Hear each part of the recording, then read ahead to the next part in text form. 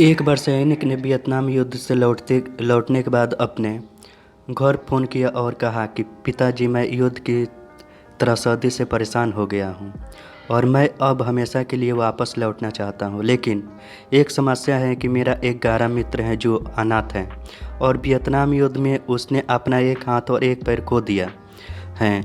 मैं उसे भी अपने साथ लाना चाहता हूँ और इसके लिए आपकी इजाज़त चाहता हूँ। इस पर उसके पिता ने जवाब दिया, बेटा, तुम्हें पता है तुम क्या कह रहे हो? वह एक अपाहिज है और वह हमारे ऊपर एक बोझ ही होगा। हमारी भी अपनी एक ज़िंदगी है। तुम उसे उसके हाल पर छोड़ दो और अपने साथ यहाँ लाने का ख्याल दिल से निकाल दो। यह सुनकर सैनिक ने फ़ोन रख दिया।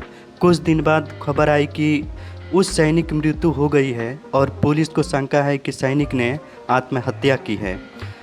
दुख से भरे माता पिता जब अपने पुत्र का शव लेने पहुंचा तो वे यह देखकर अवाक रह गए कि उसके पुत्र के एक हाथ व एक पैर नहीं था।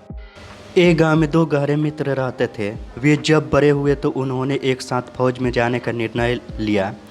कुछ समय बाद जब युद्ध शुरू हुआ तो उन्हें एक ही चौकी पर नियुक्त किया गया। एक रात जब भीषण बमबारी हो रही थी तो उनमें से एक मित्र बुरी तरह घायल हो गया और उसने सहायता के लिए अपने मित्र को पुकारा। मित्र ने अपने घायल मित्र की सहायता हेतु जाने के लिए अपने कमांडर से आज्ञा मांगी तो कमांडर ने यह कहते हुए मना कर दिया कि मैं अपने एक सैनिक को लगभग खो चुका हूँ और दूसरे को खोना नहीं चाहता हूँ। आखिरकार कमांडर को मित्र की जीत के आगे झुकना पड़ा। कुछ समय बाद जब वह वापस लौटा तो उसके कंधों पर मित्र का शव था। कमांडर ने कहा कि मैंने तुम्हें पहले ही कहा था कि वहां जाने का कोई अर्थ नहीं, तुम उसे नहीं बचा पाओगे।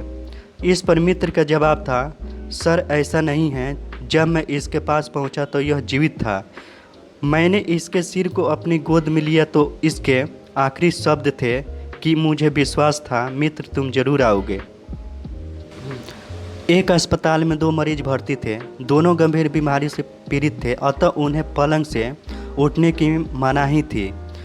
उनमें से एक मरीज का पलंग खिड़की से सटा हुआ था। वह प्रायः अपने मरीज मित्र को खिड़की से बाहर होने वाली गतिविधियों की जानकारी दिया करता था। घने पेड़, फूलों को खिलौना, बच्चों की शरारतें, बड़ों की चहकदमी आदि घटनाओं का वह जीवंत वर्णन अपने मित्र को सुनाता था। दूसरे मित्र को इस बात से बहुत ईर्ष्या होती थी कि वह यह सब स्वयं नहीं देख सकता। एक रात खिड़की के पास वाले मरीज को दिल का दौरा पड़ा और वह तड़पने लगा। यह सब देखकर भी दूसरा मरीज निश्चित लेटा रहा और उसने अपने मित्र की मदद के लिए किसी दिन जब लोग उसके मृत शरीर को वहां से हटाने के लिए आए तो दूसरे मरीज ने उन लोगों से अपने पलंग को खिड़की के पास लगाने का आग्रह किया। उसके आग्रह पर उन लोगों ने पलंग को खिड़की से सटा दिया।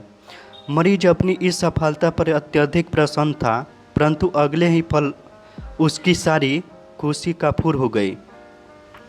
जब उसने खिड़की से बाहर देखने का प्रयास किया तो उसे कुछ नहीं दिखा, क्योंकि खिड़की के उस पार सिर्फ एक ही चीज़ थी, एक खामोश बदसूरत सी दीवार।